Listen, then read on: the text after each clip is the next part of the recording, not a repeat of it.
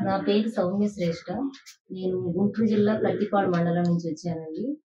నాకు సంవత్సరంన్నర నుంచి నడుము నొప్పితో బాధపడుతూ హాస్పిటల్లన్నీ తిరుగుతున్నా. గుంటూరులో తిరిగి తిరిగి ఏ డాక్టర్ దగ్గరికెళ్ళినా కూడా మెడిసిన్ ఇచ్చి 2 నెలలు తగ్గిపోతుందిలే అని చెప్పారు. ఎంఆర్ఐ స్కానింగ్ తీసి తగ్గిపోతుందిలే అన్నారు. కానీ తర్వాత మెడిసిన్ 2 నెలలు వాడిన తర్వాత ఏ డాక్టర్ దగ్గరికెళ్ళినా ఆపరేషన్ అనే చెప్తున్నారండి. అట్లా 6, 7 నెలలు డాక్టర్ల దగ్గర తిరుగుతూనే ఉన్నాను.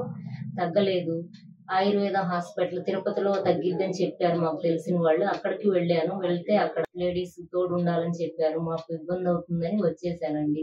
ఇంకేం చేయాలో అర్థం కాలేదు. సర్జరీ చేయించుకోవాలా? వద్దా? అని ఆలోచిస్తున్న టైంలో ఒకరోజు ఏబిఎన్ ఛానెల్‌లో 3:30కి లైవ్ వచ్చిందండి డాక్టర్ గారిది. వర్ధన్ ఆయుర్వేద హాస్పిటల్ అని చెప్పేసి.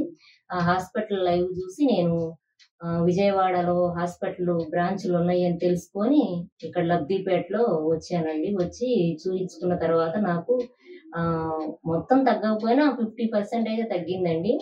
జూలై 15 నుంచి మెడిసిన్ వాడుతున్నాను. ఇప్పుడు 2025 ఫిబ్రవరిలో ఎక్సర్‌సైజ్‌లు చెప్పారండి సారు. అయి చేస్తే కంప్లీట్‌గా తగ్గుతుందని చెప్తున్నారు.